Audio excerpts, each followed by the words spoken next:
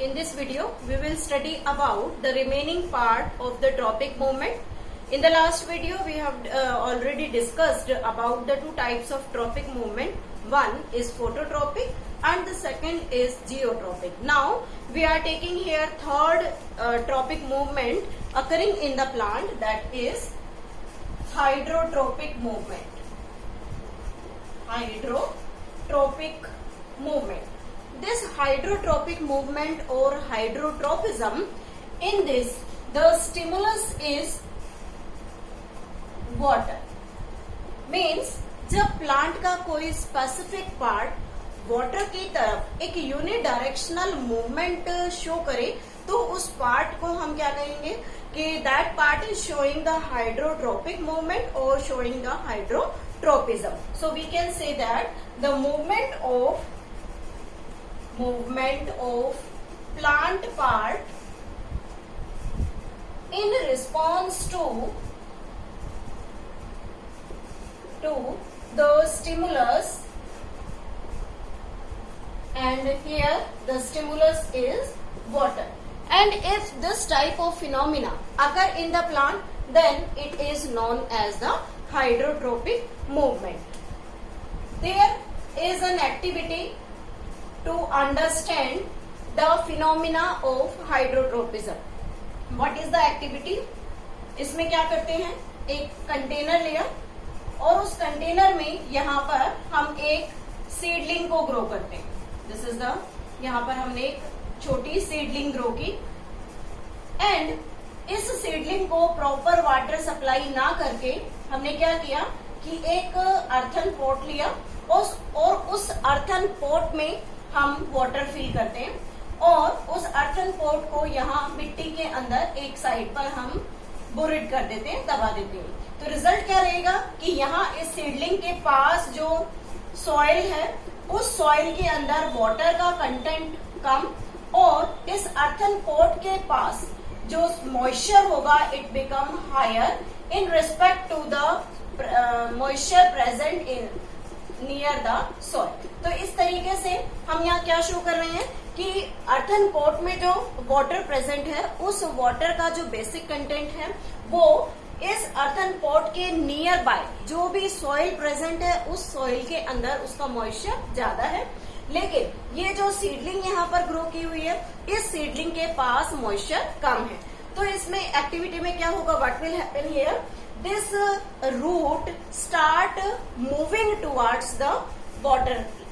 यहाँ पर वाटर की तरफ ये जो रूट है इस प्लांट की ये मूव करना स्टार्ट कर देंगी. तो सबसे पहले ये क्या करेंगे, they move downward as the gravitational pull works here and after that they start moving towards the water level. और इस तरीके से ये वाटर लेवल की तरफ बेंड करना स्टार्ट कर देती है. तो जैसे जैसे ये वाटर की तरफ बेंड करेंगी they will ultimately reaches to the level of water from where they will absorb water and starts its growth. तो इस तरीके से प्लांट की रूट का वाटर की तरफ मूव करना क्या कहलाता है, हाइड्रोट्रोपिक मूवमेंट कहलाता है. और इस मूवमेंट में बेसिकली हम क्या देख रहे हैं कि root always moves towards the water. तो यहाँ हम कह सकते हैं कि there is positive hydrotropism.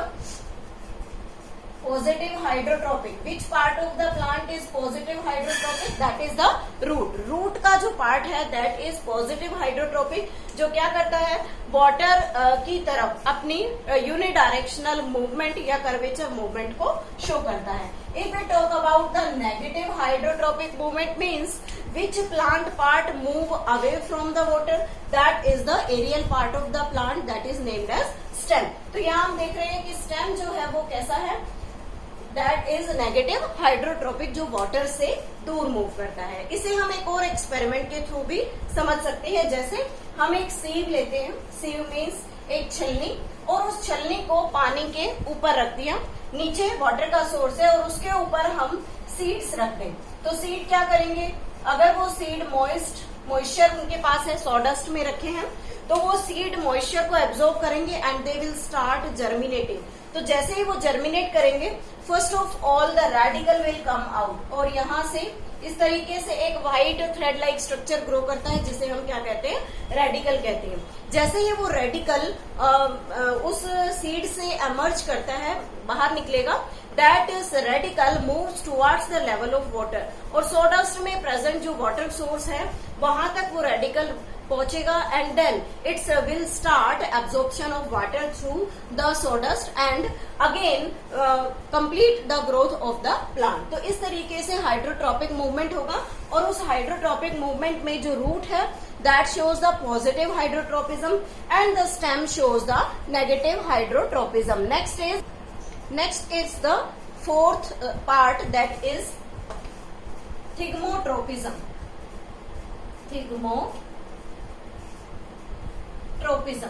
This thigmotropism, or we can say thigmotropic movement, both are same. Thigmotropic movement is the movement of plant part in response to touch.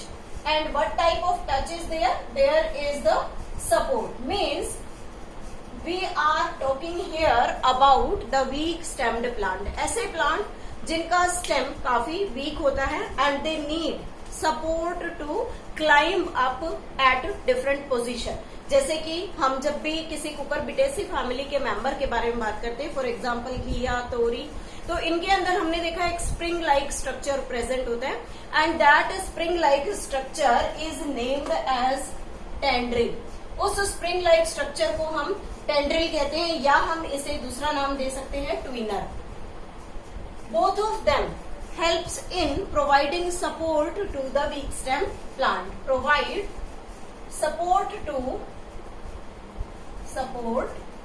To weak stem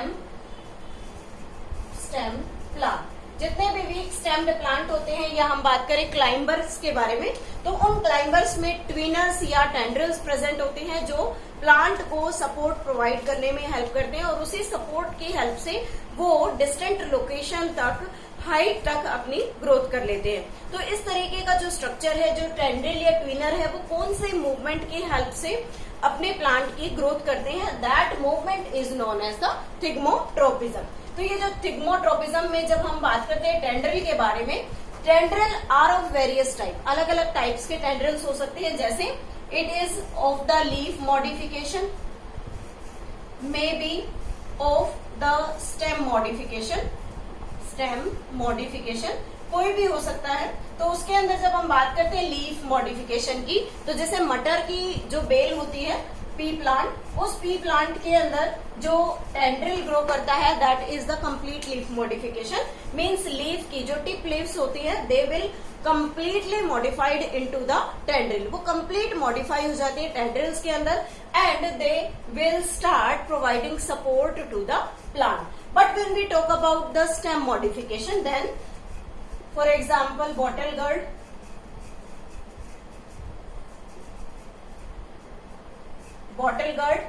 guard means घिया, जैसे उसकी जो बेल होती है उसके अंदर जो टेंड्रिल्स प्रेजेंट है they are of the stem modification. उसमें जो कंप्लीट स्टेम का पार्ट, जहां से जिस नोड से लीफ अराइज करती है उस पार्ट से स्टेम की मॉडिफिकेशन होती है and they will helps in again providing the mechanical support to the plant. तो हम इसे स्ट्रक्चरली देखें कि किस तरीके से टेंड्रिल्स प्रेजेंट होते हैं। फॉर एग्जांपल जैसे यहाँ हमने ये लीफ ड्रॉ की और इसी लीफ के एक्सिल से यहाँ से एक स्प्रिंग लाइक स्ट्रक्चर ग्रो करता है, और अगर ये स्प्रिंग लाइक स्ट्रक्चर किसी सॉलिड सपोर्ट को टच कर ले, फॉर एग्जांपल जैसे यहाँ हमने कोई बैम्बू लगा दिया, तो उस बैम्बू के पीस के साथ ये क्या करेगा, अपने इस पॉइंटेड पार्ट को अटैच कर लेगा, और जिस पार्ट से इसने इसे सपोर्ट किया है that have the less growth, उसमें लेस ग्रोथ होगी, लेकिन जो इसका रेस्ट पार्ट है नीचे की तरफ उस पार्ट में ज्यादा ग्रोथ होती है, जिसकी वजह से क्या होता है, ये टच्ड पार्ट जो है it will start coiling around this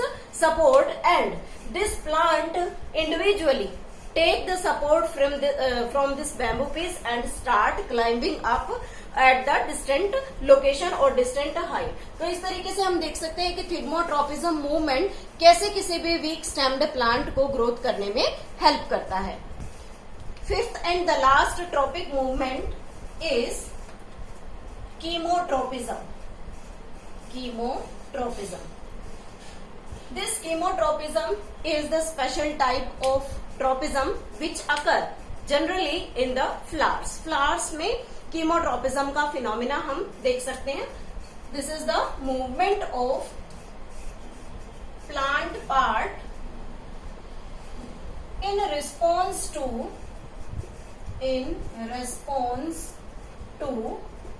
chemical. किसी भी केमिकल की प्रेजेंस में किसी स्पेसिफिक प्लांट पार्ट का मूव करना कीमोट्रोपिज्म कहलाता है। तो इस कीमोट्रोपिज्म में जनरली हम एग्जांपल लेते हैं फ्लावर का। अब जब हम फ्लावर की बात करते हैं तो फ्लावर किस तरीके से कीमोट्रोपिज्म को शो करता है। फ्लावर में हम पिस्टिल की बात करते हैं। As you know all about the fertilisation as well as the pollination. तो पॉलिनेशन क्या है? That is the shedding of the pollen grains from anther to the stigma of the female part. तो female part के stigma पर pollen grains का shed करना pollination कहलाता है। तो उसके लिए हम एक डायग्राम ड्रॉ कर लेते हैं। That is of the pistil. यहाँ हम फ्लावर का पिस्टिल पोर्शन ड्रॉ कर रहे हैं। Pistil which consist of the topmost section which is named as stigma have a tube-like structure named as the style and a basal swollen portion is known as the ovary। इस तरीके से एक section हम देख सकते हैं pistil के लिए। अब हम बात कर रहे थे पॉलिनेशन में। तो पॉलिनेशन का रिजल्ट क्या है? That is the shedding of the pollen grains. तो यहाँ स्टिग्मा के ऊपर पोलन ग्रेन्स किसी भी एजेंसी के थ्रू, इधर इंसेक्ट्स, एयर, वाटर, उसके थ्रू यहाँ पोलन ग्रेन्स जो है वो स्टिग्मा पर शेड कर रहे हैं। If these pollen grains are of the same species, means pollen grains या तो सेम प्लांट के होंगे या फिर सेम प्लांट ना होकर सेम स्पीशीज या अनदर प्लांट के होंगे। तो जैसे ही कोई भी पोलन ग्रेन जब स्टिग्मा पर शेड करता है, then this pistil of the flower recognize the pollen. वो इस पोलन को रिकॉग्नाइज करेगी whether it is of the same species or of the different species. If it is of the right species mean same species, जैसे कि हम pistil यहाँ ले रहे हैं और पोलन दोनों सेम स्पीशीज के मेंबर हैं, तो ये पिस्टिल क्या करती है? It will release some nutritive medium. एक केमिकल फॉर्म के अंदर न्यूट्रिटिव मीडियम को रिलीज करेगी and this nutritive medium consist of sucrose as a source of energy or the nutrition, and especially it consists of boron. Boron is special for the pollen germination. तो जो nutritive medium pistil इन pollens के लिए release करेगी, उसके अंदर basically sucrose और boron present होता है, जो क्या करता है यहां से वो न्यूट्रिशन ऊपर मूव करेगा, स्टिग्मा पर जाएगा and then from the stigma this pollen grain will absorb that nutritive medium and starts its germination. और वो जर्मिनेट करना स्टार्ट कर देते हैं। जैसे यहां से हम दिखा रहे हैं कि ये जर्मिनेट करने लगेगा, तो जैसे ही इसके अंदर जर्मिनेशन होगा, that germination this pollen grain will absorb the nutritive medium from it and start germinating and a small pollen tube emerges out from it। और इस तरीके से इसमें से जो pollen tube बनती है, that pollen tube formation due to the response of this nutritive medium is known as the chemotropism। और रिजल्ट क्या रहेगा कि इस ओवरी के अंदर बेसिकली हम बात करते हैं ovary bears ovules.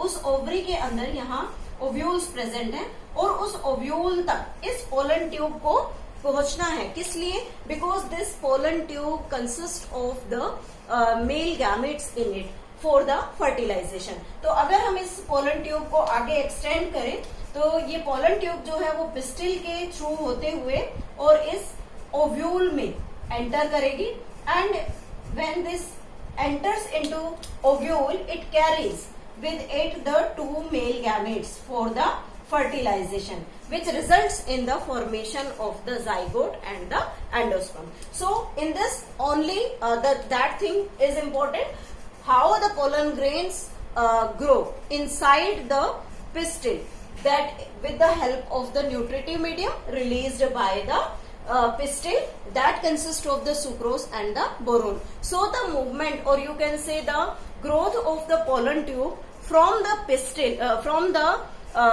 pollen grains into the pistil and helps in the fertilization, it is known as the chemotropism. This is all about the all different types of the tropic movement.